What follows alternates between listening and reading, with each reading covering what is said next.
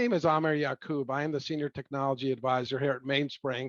We're really excited about the group that we have as panelists, as well as a really large group of registrants. And just to give you some backdrop um, in terms of branding and why we call these the VCIO perspectives, Mainspring is an IT management firm. We outsource as well, of course, and we provide consulting. And every month or so, we do webinars. And this one, we really wanted to open it up to all the functions. And we have a really good group of people who are experts at outsourcing marketing and finance and HR and sales. So it's going to be a great opportunity to see what synergies there are between the functions. And in terms of the agenda today, what we're going to do is really quick intros. I'll do it for everyone, so we won't spend too much time on that, starting with me. We're going to talk briefly, just a couple slides on the outsourcing industry in general, overall. And then we'll go into each of the panelists, about 5 minutes or so. And we're going to have questions at the end, formal Q&A in terms of being able to talk, all of us. And during the session, if you have questions, feel free to use the chat box, and we will be answering them as we can. Any that we don't get to, will at the end of this, we're going to talk about next steps, and one of them will be to answer those questions we didn't get to. So let me just start off with me. So I have about 17 years of experience from the Washington Post on the business side. I got to travel to 42 countries, and it was just really a great experience. And the last 5 years, I worked at 2 startups, and now I'm at Mainspring. I've been there about 2 years. And so what I'd like to do is just introduce the panel. We're going to start with Deb Best when we get to the panel part. Deb gets the award for the best name. Anytime you have best in the name, that's really a good start. She's an expert on HR outsourcing, and she's got 30 years experience and worked with large companies as well, both GE and Boston Scientific, and as a columnist at a newspaper. So that's wonderful. Good experience we'll be able to draw upon. Amy Roman is also a person with tremendous experience, 30 years in finance, and launched her company in 2013. And before that, worked with the hardest customers to make happy, private equity companies, and how they use finance. So that's going to be a good experience to talk about as well. Third will be Ray Steen, my boss, and I'm thrilled to be able to hopefully cut him off if I need to at the panel part.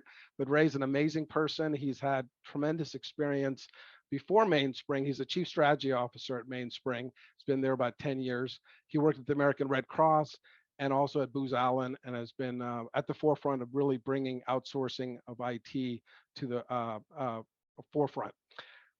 Then we go to Chris Tully, who is CEO of his own company, Sales Growth Advisors. At one time ran a 400-person sales force at Dell Computers, and we'll be talking about outsourcing and how it relates to sales. And we'll finally end with Christine Jacobson in the panel part of the discussion.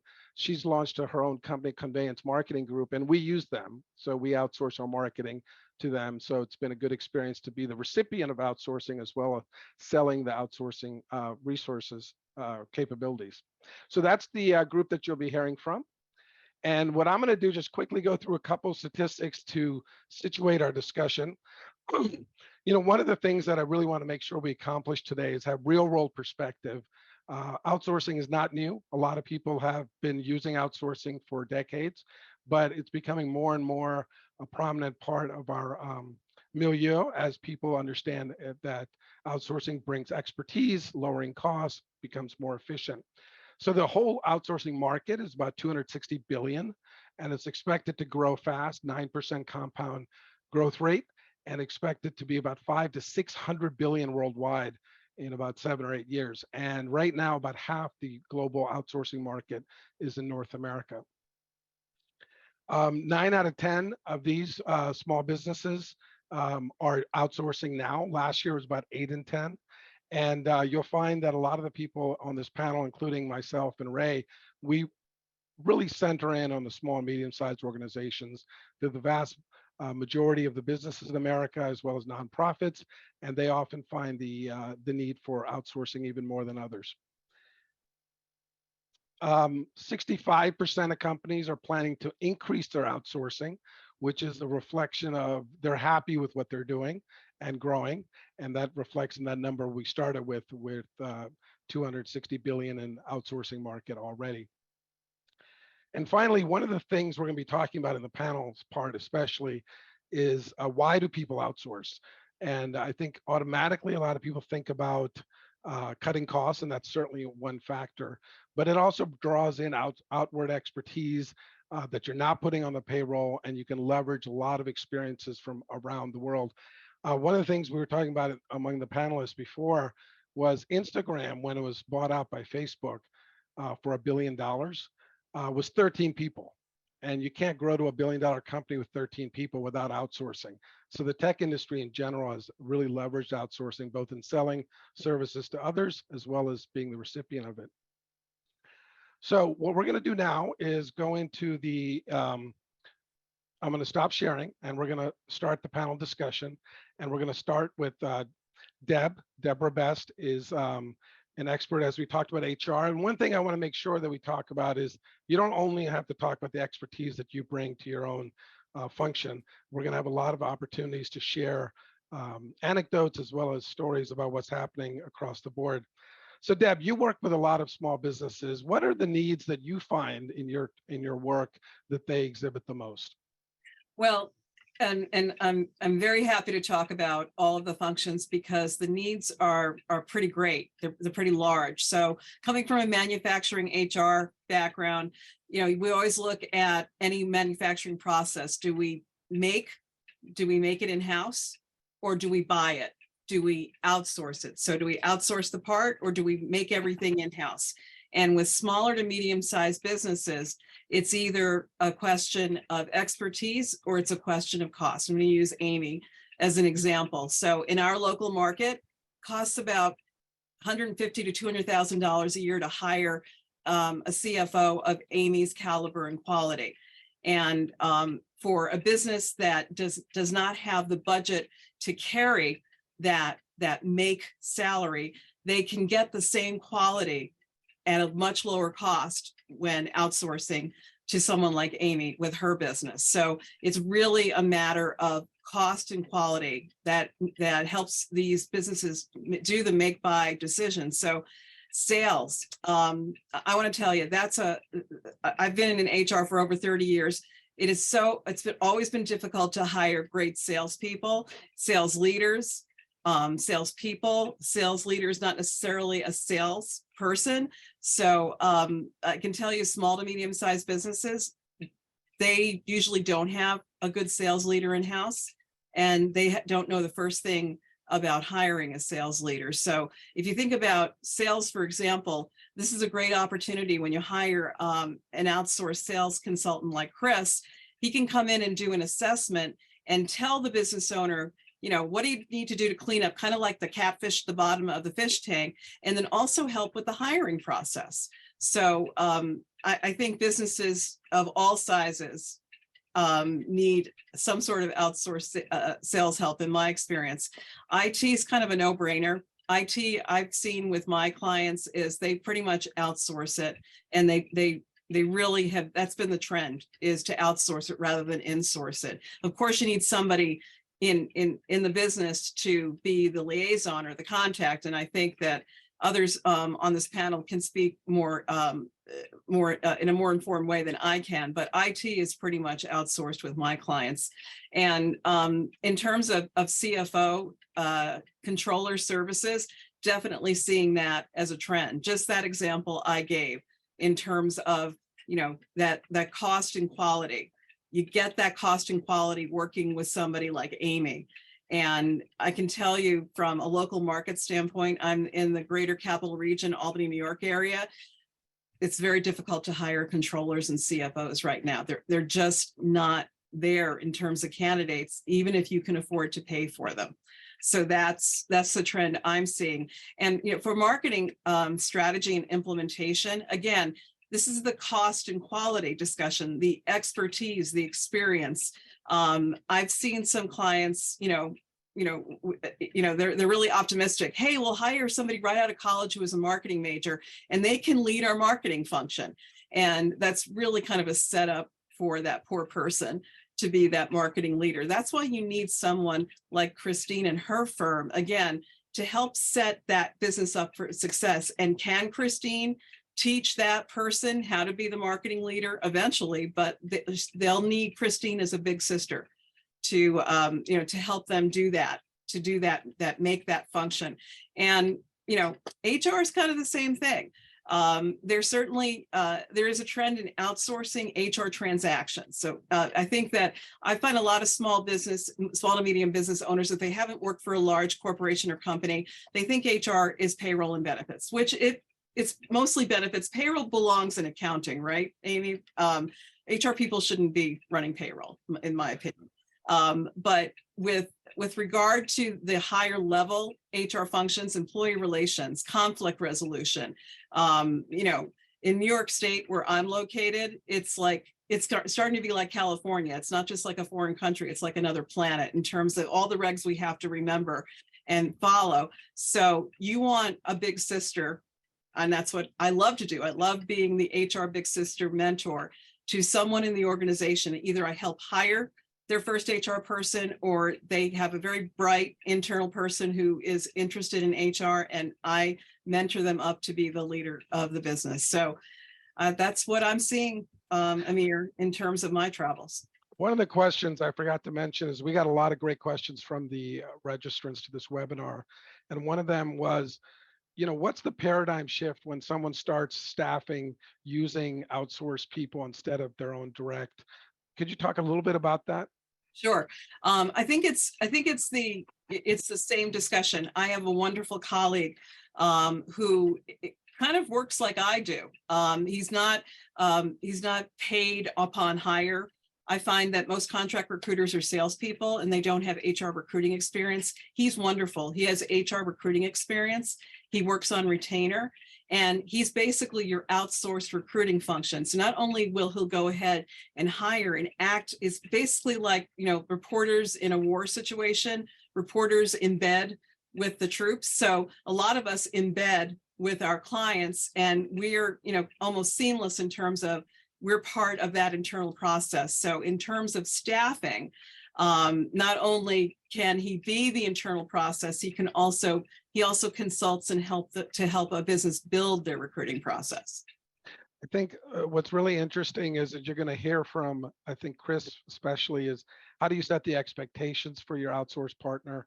How do you have metrics? How do you know it's working? And I think the challenge is how to use outsourcing is as important as doing it. And we're going to talk a little bit about that. Let's shift to Amy. What are the biggest misconceptions that you think people might have who have not outsourced yet about what outsourcing is like, whether it's in your function of finance or others? I think one of the biggest misconceptions is that only large companies outsource, and that's not really what we're seeing today.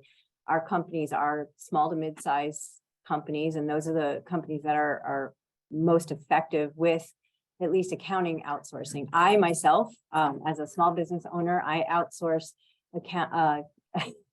I outsource HR. I have an HR business partner. I outsource IT, and I have outsourced marketing before. So we believe in our outsourcing because you get a much better result. You are able to hire the best people you can find at a fraction of the cost.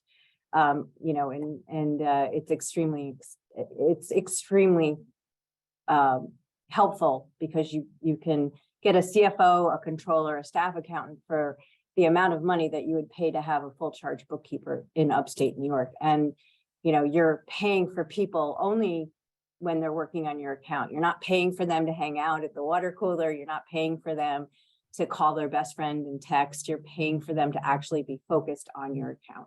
And that's a really important differential between hiring full-time people and hiring an outsourced solution. Most of our firm, most of our staff members are working on anywhere from 3 to 5 clients at any given time. So they segregate their time based on that. Christine is one of our clients, and we work very well with Christine. And she has a great controller on her account.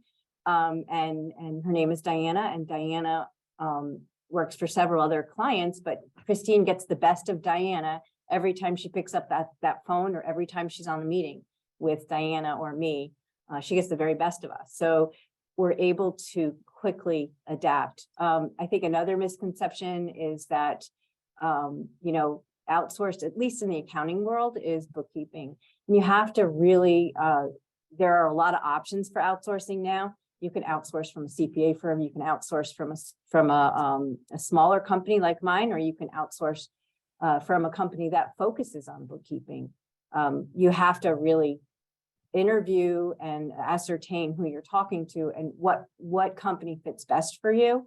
It's not all about cost, because you can hire a bookkeeper for a lot less and get a lot less than you would hire for, someone from my firm. We usually give you a multiple number of people. There's a controller and a CFO on every single engagement, whether it's for profit, not for profit, and no matter what the size of the engagement is.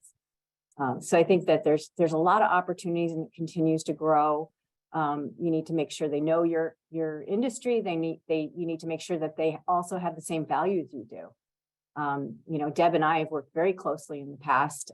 She has been a big sister to my operations manager, and that has been a fabulous experience for us. But I also have another tactical HR partner who, it's a gentleman, and he actually was on our Wednesdays, our Wednesdays wins this morning. We recognized the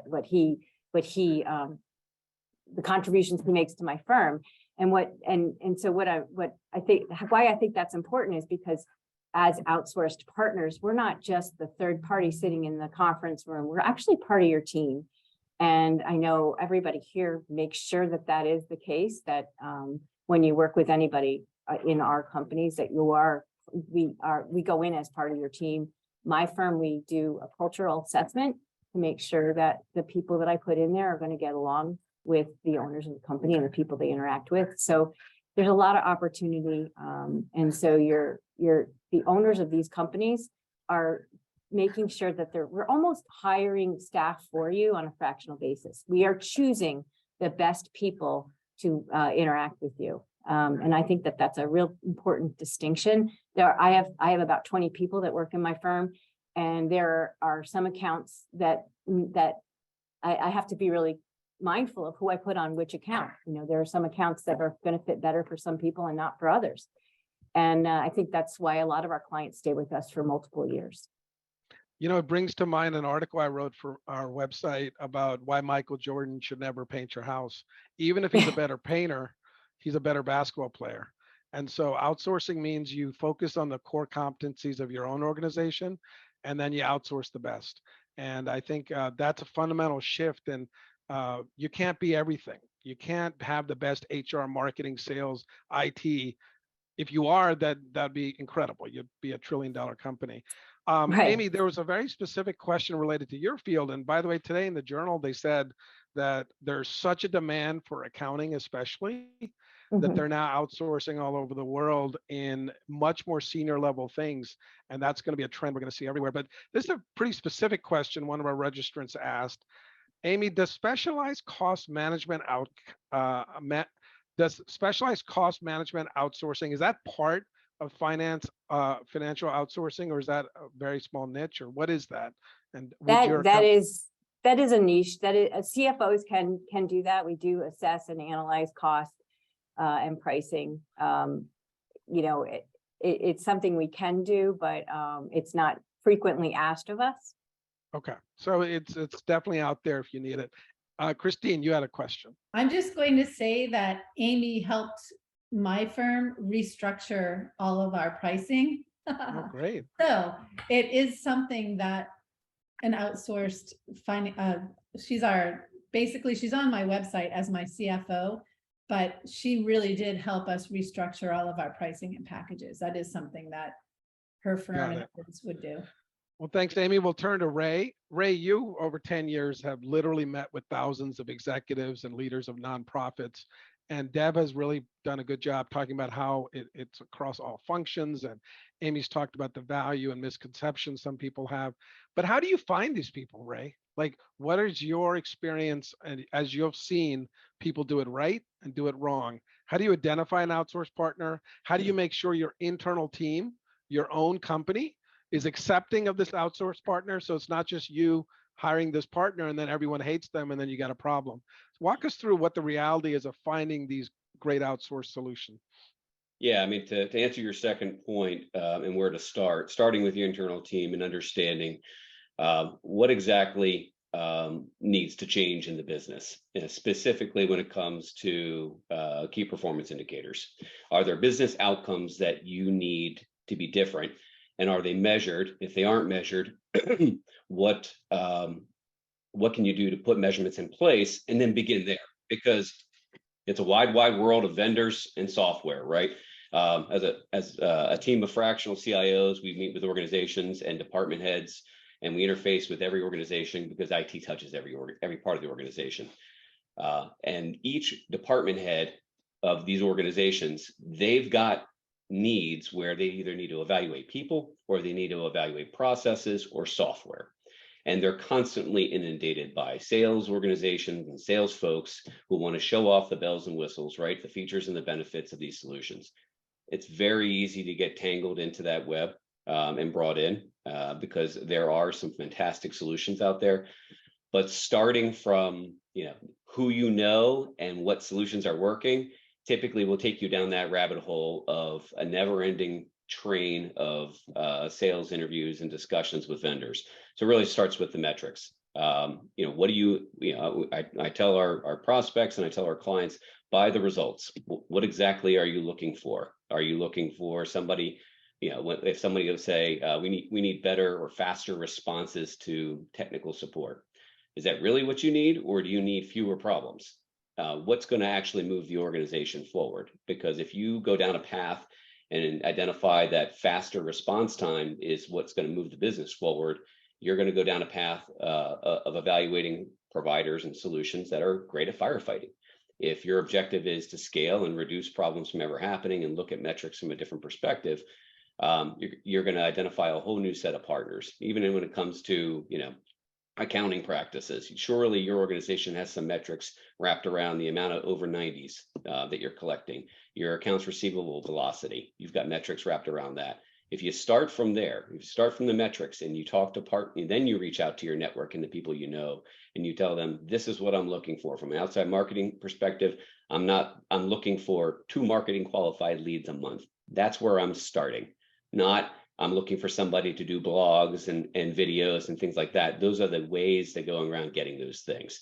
And so by presenting the business solutions, you're going to have a whole different type of conversation and a whole different set of prospective outside partners to what about that issue about how do you get organizational buy-in so the outsourced partner has a chance of success? How do you ensure that that is done right? Yeah, I think from the jump, like I said, understanding and coming together internally around those metrics. So you've got an agreed upon set of criteria of which you're looking for when you go through evaluation.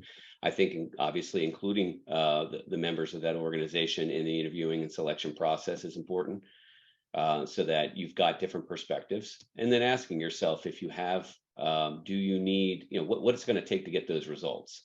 Is it going to need a variety of individuals? Is it going to need market or industry expertise? What are your criteria for which you're going to be? How would you rank those? And doing a very simple ranking and filing of what's important to you helps bring the team together, and then obviously involving them in the selection process. And the elephant in the room also in terms of the staff is, are people going to feel threatened? You have an outsourced IT vendor. What's going to happen to the CIO? How do you address that? That's a pretty difficult topic.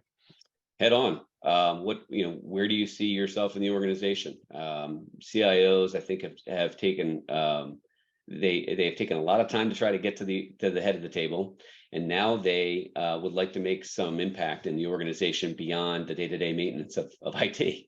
So, understanding the place for that individual who's going to be your liaison, like Deb said, and where their aspirations are.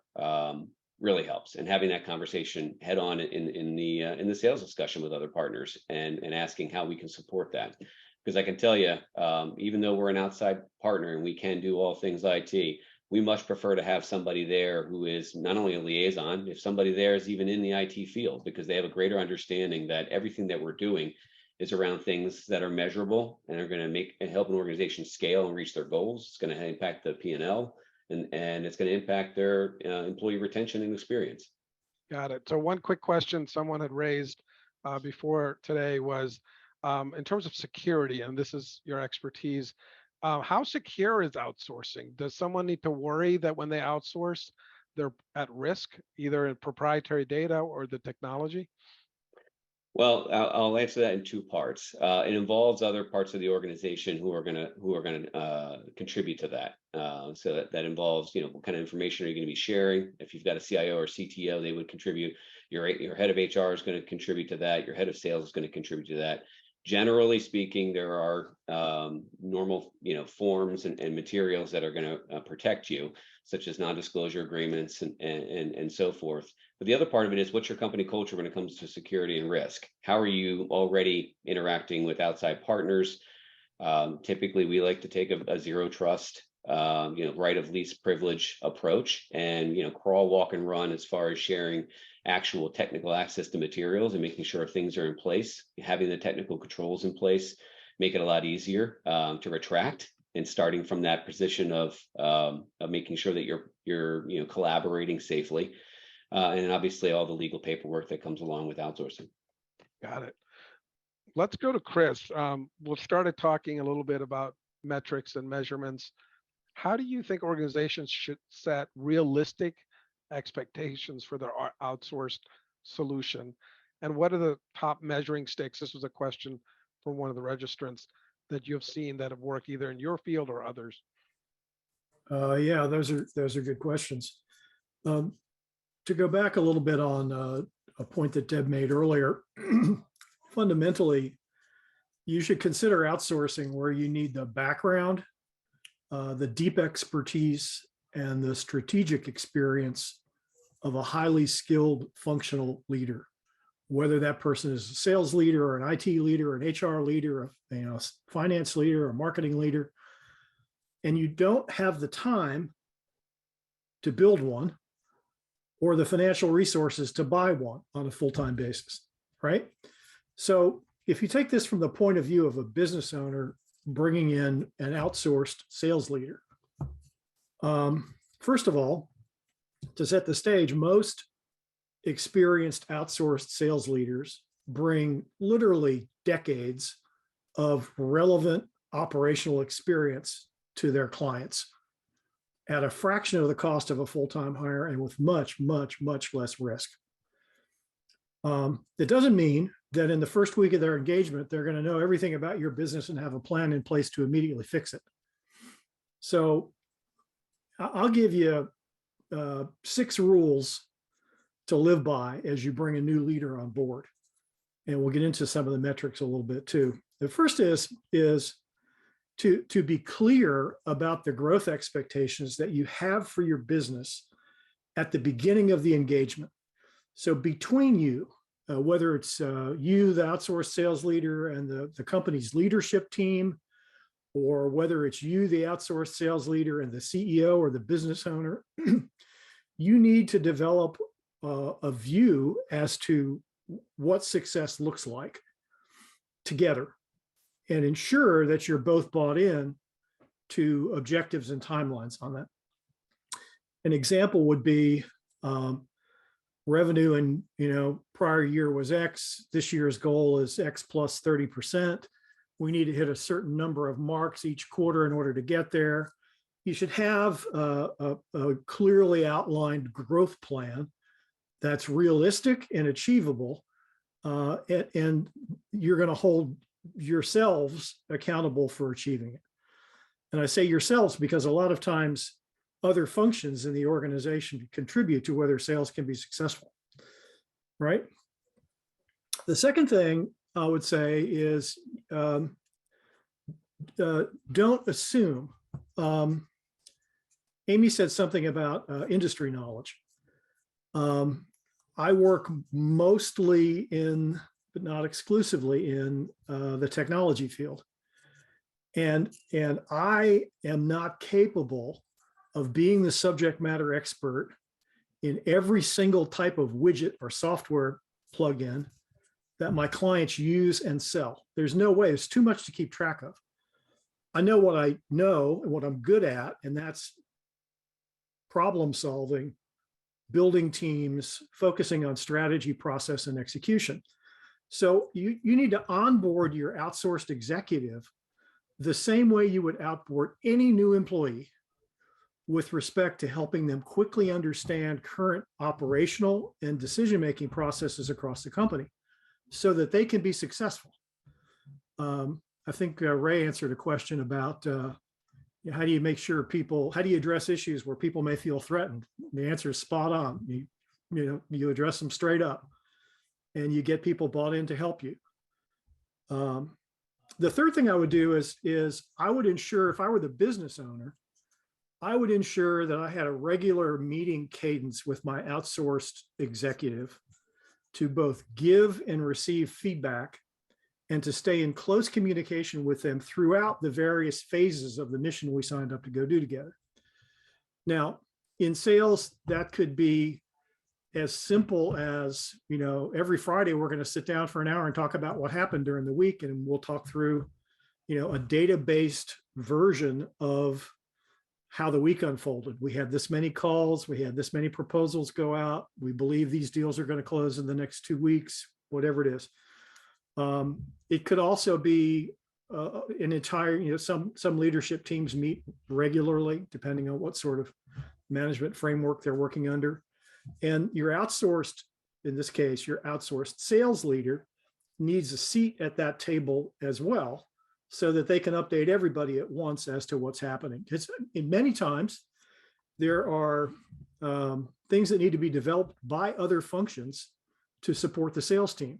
There may be an issue with the way a marketing campaign is running. There may be an issue with a product version that's not performing well. There may be a collections issue with a certain type of a company. There may be some HR compliance issues that, despite the fact that I'm outsourced and I'm trying not to spend a lot of time on those things, it's in the middle of the sales team and we got to fix it. So you have to be able to participate with the leadership team. So your outsourced leader is a full partner in decision-making and operational improvements. If they get relegated to, I don't know, they're only here an hour a week, and the leadership team doesn't see them in the business every day, figuratively, it's a little harder to make progress quickly. The fifth one of these is have the outsourced executive walk you through their process. They do this a lot with lots of different types of companies. They've probably seen versions of the problem you're trying to solve.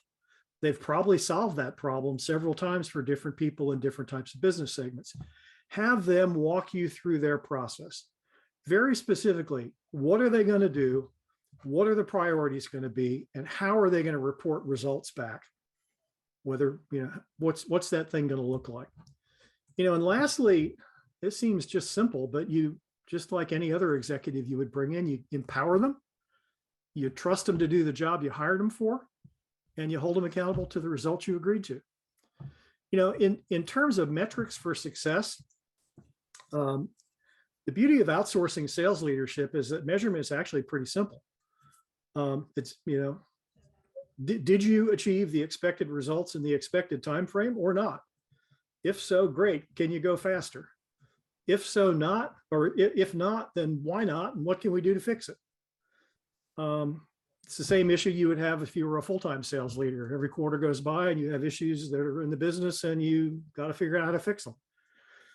Usually, though, these are pretty specifically revenue and profit objectives, new business acquisition goals, and customer expansion and retention objectives. Calculating the ROI for an outsourced sales exec or any outsourced executive is also very straightforward. What'd you pay to achieve these results, and how does that compare to a similar investment in a full-time employee? Chris, if I could just interject, we'll have a little more time at the end to add more, but I wanted to make sure we had time for Christine as well. Yep, I'm done. Thank actually. you. Thank you. Very helpful. Yep. I definitely think, Christine, you have a pretty wide experience of how technology is affecting outsourcing. And where do you see the future? Because of outsourcing, people can work from home. There's a larger variety of things you can outsource. We in IT Ray and I work in Mainspring. We have seen that as well. But what are you seeing as the effect of technology on outsourcing, not just in marketing, but overall? Yeah, since my company started about 15 years ago, tech has certainly helped with adoption of outsourcing. So every year technologies get better. And with that comes the ability to collaborate and to be accountable for this relationship, no matter which type it is. I would actually say that outsourcing really kind of spiked after the pandemic because most businesses, if they hadn't already, really shifted into the digital world. As Ray was saying earlier, everything's in the cloud, right? So from a security perspective, we're working with our clients with things in the cloud. So like even the technologies and the security around those technologies has advanced, online services, mobile apps, web conferencing, that whole remote work really became status quo after and during the pandemic. I mean, I have friends that work for large companies like Deloitte, for example. They are now 100% remote. Microsoft, even prior to pandemic, they were moving into hybrid situation. So, the pandemic and all these trends to go remote, and then the Great Resignation, as we all know, has really opened the door so much more for outsourcing all these critical functions in a business. But for marketing in particular, outsourcing has been going on for a long, long time. Like you can think about Darren on Bewitched, which I know half of the audience is going to say, who's that? Or even Don Draper from Mad Men. That's outsourcing of marketing. It's a little bit different. We had marketing agencies. I mean, going back from the time Coca-Cola was invented, right? Coca-Cola didn't do their own marketing. They had an agency doing it. But the difference between outsourcing and agencies is that a marketing agency or an HR agency, or even some IT firms, they're just doing, like as Ray would say, a break fix model, or as I would say in marketing, just a project. The difference with outsourcing, and Chris addressed it, we all addressed it, is that you become part of that organization. You are the seat at the table for your client. I'll give an example again. I know I'm using my own company, but when our clients hire us, they're going to get an entire hand-picked marketing team. It's based on what your company needs are. We specialize in technology, but in technology, there's so many different variations of technology. So we have to have people who know how to market and talk about cybersecurity or cloud technology or data science. So we're not just kind of, I always like to say, we're not a form letter. Our clients are not form letters. They're like Mad Libs. Everybody is a little bit different.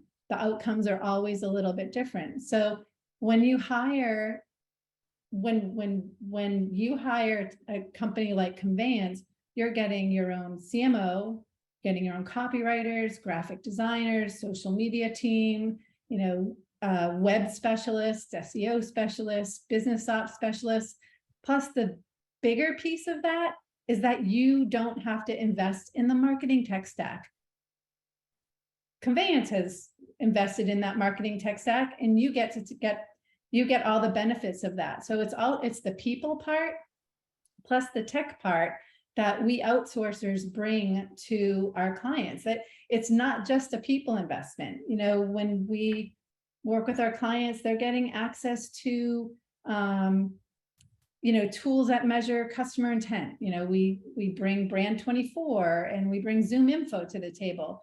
We bring tools that help implement and monitor SEO, SEMrush, SpyFu, web engagement tools like Hotjar and Google Analytics. Like that's all on our shoulders, not our clients. Things to schedule social media, things like Adobe Creative Cloud so that we're the ones paying for your creativity and you're not. So again, and I'm going to go back to something Amir talked about with Instagram and Facebook. You know, Instagram, you would never in a million years imagine that Instagram was 13 people when they got purchased by Facebook for billions of dollars. Well, how did they grow? They grew through outsourcing critical job functions. And that's what a lot of small businesses are doing today. You know, and to go into something that Chris answered about measuring, and something I said really much earlier on in my portion of this discussion, is that all these tools that we now have, all these cloud-based tools that we have access to, is really enabling like a very, very high level of transparency and accountability. I mean, with Ray, his VCIOs, they share this amazing dashboard called ProSuite. So at any given moment, any one of their clients can see where everything is, you know, what's red, what's green, what's yellow. We do the same thing. We build custom dashboards in whatever sales and marketing platform our clients use. It could be HubSpot or Marketo or Salesforce.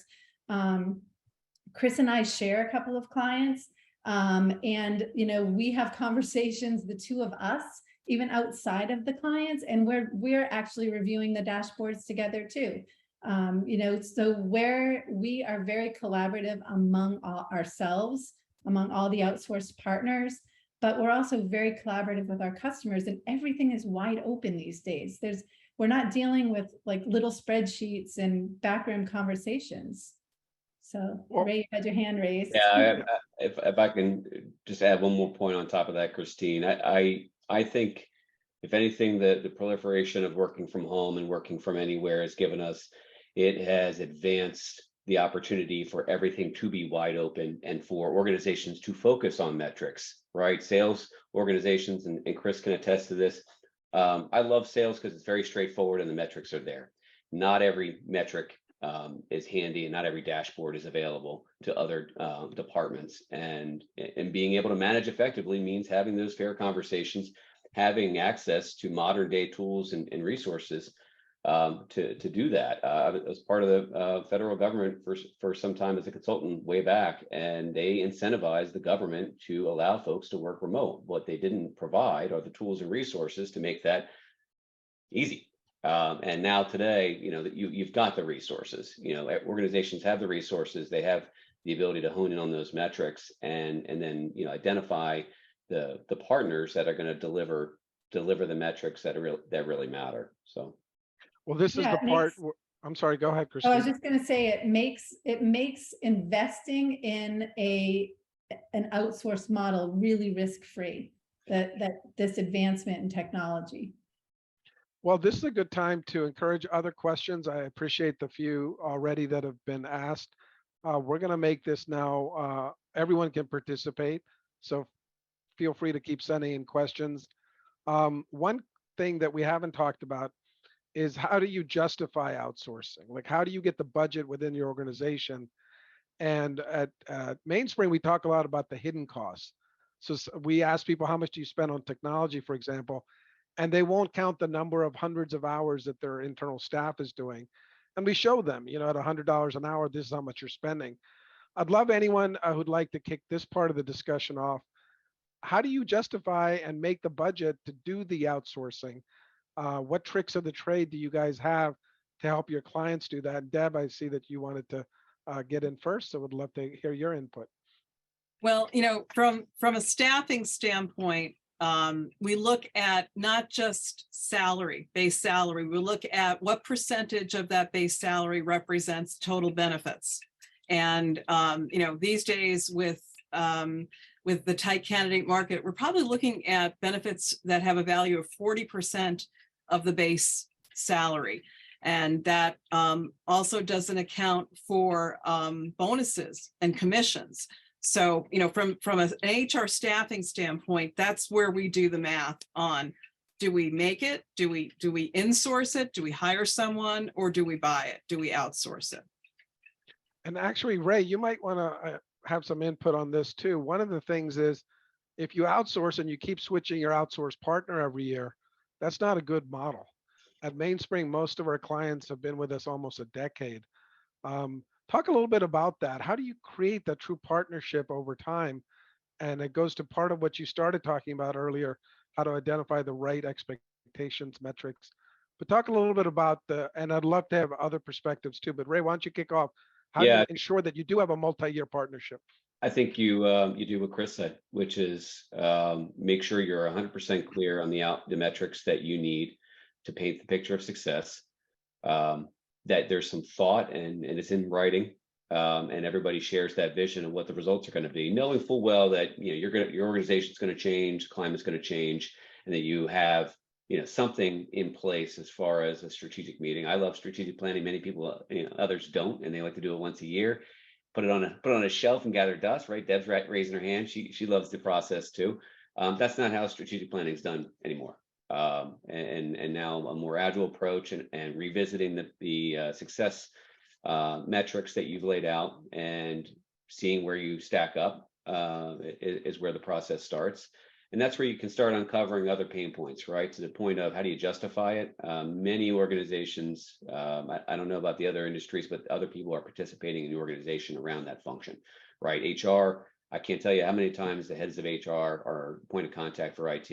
And then you find out after getting in there that they're doing half the job of their current IT firm because they either don't trust it to be done right, or no one ever told them that they would do it for them, or that's not the model that's being provided. And you can continue to go down the line in every function where somebody is taking a fraction of that department or role. And the soft costs, right? The salaries and hourly rates you can compute with the 40% that Deb suggests on top of salaries, and you start totaling up soft costs and then presenting it in pure math, right? The total cost of IT, the total cost of HR, the total cost of marketing is not the marketing person. It's the tool stack that comes with it. To Christine's point, a beautiful benefit of finding the right partner is that you no longer have to go buy and price out and argue over the tool stack, that you get enterprise level, modern day, cutting edge tools at your disposal because your partner's bringing it to you. And that should be part of the benefit. Not only are they bringing the expertise and the labor to run it, but they're bringing the tool itself. And that needs to be factored in. So it's a math equation after you lay out the success of the group, and then determining how that fits into the 1 year, 3 year, 5 year plan. Great. Amy, I know you wanted to weigh in too. Can you also address this question we just got from someone about the performance-based outsourcing, only paying for the results that you want, and anything else you wanted to add? Sure. Thank you. So I was going to address the first question in a sense that, most of our clients stay with us for many years. And the reason they do is because, we are a much more efficient and effective resource for them. In many instances, after 2 years, we'll swap out the CFO and or controller so that you get a different perspective, because every single one of our people has different areas that they're experts in, right? And so our clients get that benefit, right? And that's worked very well for us. Performance-based outsourcing and accounting is tough. We do fixed fee pricing. So if you want to do, let's just say you want to restructure your complete chart of accounts and you want to add classes and you want to add departments because you've been reporting on a flat basis.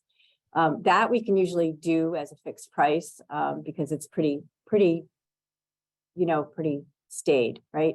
But sometimes clients want us to fix price budgets, and that can be hard because there's a lot of reiterations. We do usually give a range. And then performance-based outsourcing, I think, is more relative to your sales and maybe even your marketing areas. So I'm going to leave that question to Christine or Ray to answer, or Chris, better than I can. Well, let's keep track. Christine, did you wanted to weigh in before? Is there anything else you wanted to add before we move to the others?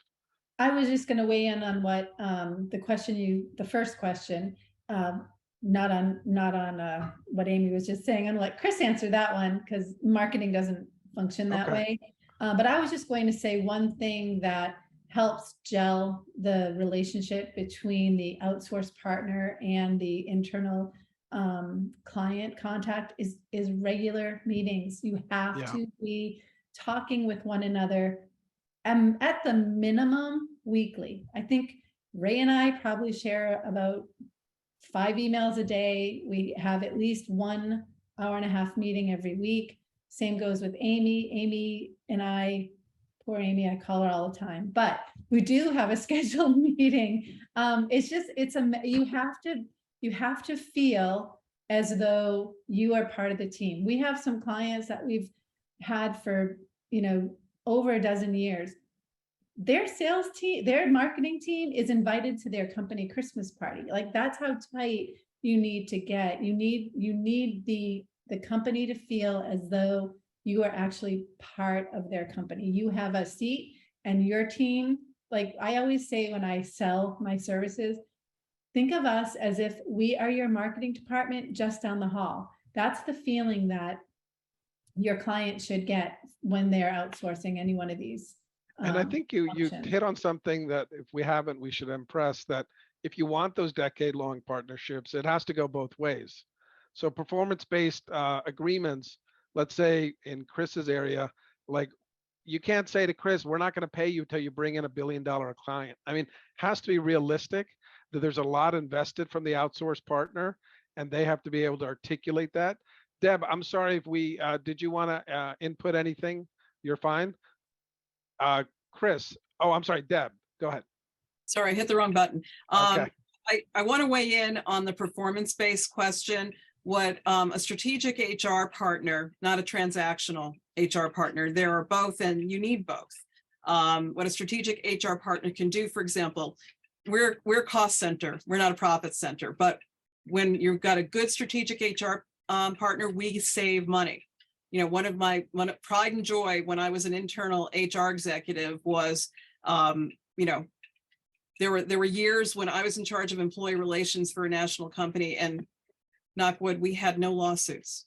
I mean, we had a lot of employee relations questions and challenges, but there were no lawsuits, and that's huge. That's a huge savings, especially to a small, medium-sized business. And so I just want to add one more cost data point to the performative standpoint. The other thing that needs to be taken into account, I'm going to use Amy as an example again, because Amy mentioned turnover, that the cost of turn for a CFO, it can approach $200,000. And we're not talking about what the other things I mentioned. This is incremental cost because of training, because of what you have to pay for recruiting internally and externally. So there are other costs involved that should be considered. Absolutely. Chris, you wanted to weigh in, and then we'll have Amy too. Yeah, I guess I'm on pretty much the same page on this one to a degree. If you're going to go hire a full-time VP of sales in a $15 or $20 million technology services company, and this part of the world, that's a $200,000 to $300,000 investment plus bonuses plus overhead, HR, you name it, right? It's an expensive proposition. I look at performance-based outsourcing kind of the same way I look at 100% sales commission jobs. They can work. They can work in certain circumstances, but I honestly don't like them at all. And the reason is that when I come in to work with a client, I'm investing probably a month in a deep dive assessment of everything that touches revenue growth with the client across 10 or 15 areas of the business. And I'm going to prioritize for them, here's the things we need to go fix and in what order we need to go fix them, because these are the things that actually impact your revenue growth strategy. And then subsequent to that, we launch off on a set of, call them small projects that are designed to repair the things that are broken and build the things that are not in place that need to be there. And there's a lot that goes into this that doesn't really have anything to do with, what did the sales team sell this week? Are the job descriptions written properly? Is the sales incentive plan built properly? Sales and marketing properly integrated? Is there a CRM strategy in place? Is their market defined properly? Do they understand their value proposition? Does everybody understand the value proposition? How are we going to report on success? That list just really goes on and on. And so when that second phase is complete, there's a playbook in place that, in theory, anybody could run.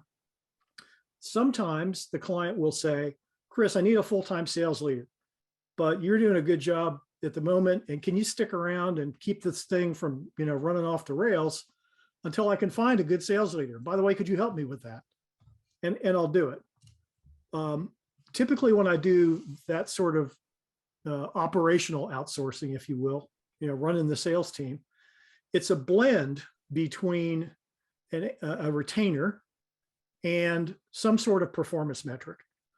And what I've learned is that it's very difficult to figure out what the performance metric is until you've been in the business for 90 days or so, because you could end up making just the totally wrong decision. You don't know enough up front in order to figure out how would you even structure that. So typically, we'll have fixed cost up front for 2 or 3 months, and then we'll dial back to a retainer plus either a quarterly or a monthly target objective bonus. Actually, Oftentimes that's based on revenue growth, and sometimes it's based on profit growth. It's related to a question we just got, and we'll go to Amy too in a second, by Kay Morgan. Given all of you have long-term clients, do you have evergreen contracts or price breaks on multi-year, or does it keep going with a 30-day out? I'll just tell you for Mainspring, and if anyone else wants to jump in, we discourage long-term formal contracts. We believe that you should be able to trust your partner on a monthly basis. So after 1 year, there's a 30-day out, and the first year it's 60-day out. There are certain clients who want to have multiple year lock-ins, and we'll be open to that. But I think it all depends on each of us. I don't like when I talk to someone who goes, I hate what I do right now with IT, but I have a 5-year contract. And I'm like, well, you shouldn't have signed a 5-year deal. So Right. Amy, I know you had your hand up. And by the way, just for time, we'll probably have time for one more question. I want to wrap up exactly at 2. So go ahead, Amy. So I just wanted to mention that, our CFOs are a little competitive with each other, and they like to put points on the board. And so one of the biggest ways they put points on the board is to find savings for our clients across the board. We had a situation yesterday where one of my CFOs was at 3 of their clients this week and found the same issue at every single client. And so he actually was able to put them in a situation where they've all gotten tens of thousands of dollars of ability to get additional revenue in the door. We share that across the board, and we all take a minute to actually look. And that's what you get from a CFO that you wouldn't normally get from a bookkeeper or an accountant, is that we actually do look for those opportunities to save our clients money. And oftentimes we more than pay for ourselves. And so that's also an important criteria. It's a true partnership, Amy, the way you're describing. And we do the same. We sometimes will have opinions on stuff not within our specific IT contract. Christine, you get the last word before I wrap up, if you want to do a quick answer on anything. Yeah, no, I was just going to answer the question about contracts. So with us, we're very similar to what everyone else has said. We ask for a 6-month contract, and then after that, it's just a rolling, and you have 30 days to tell us quits. But we honestly, I have never had a client that stopped with us after 6 months, because you're forming a relationship as you go along. So, and you don't want anybody to feel like they're tied to you when they're not happy with you. Well, as I suspected, we have so much great expertise here. I hope all of you were able to gain some insights. Just follow up. What we're going to do is send you a link with this video in case you had to stop or you wanted to share with others. We at Mainspring will be hosting more webinars in the future. You'll be invited to. Our next one is about measuring the effectiveness of outsourced IT. If there are questions we didn't get to that were asked, we'll put that in the answer as well. I want to thank each of the panelists for their candid discussions, their expertise. I want to thank all the people who asked questions. We had a really good turnout. The final thought on outsourcing is it's like anything else. you have to understand what you're trying to get. You got to articulate that. And if at the front end you don't know what you're trying to get, you're going to fail. So you have a realistic guideline from all these experts now, the kind of questions to ask before you outsource. And then from Ray's discussion, finding people that share your value. Actually, I think Amy was saying that you want to share the values so you don't have a problem where someone expects X and you're delivering Y.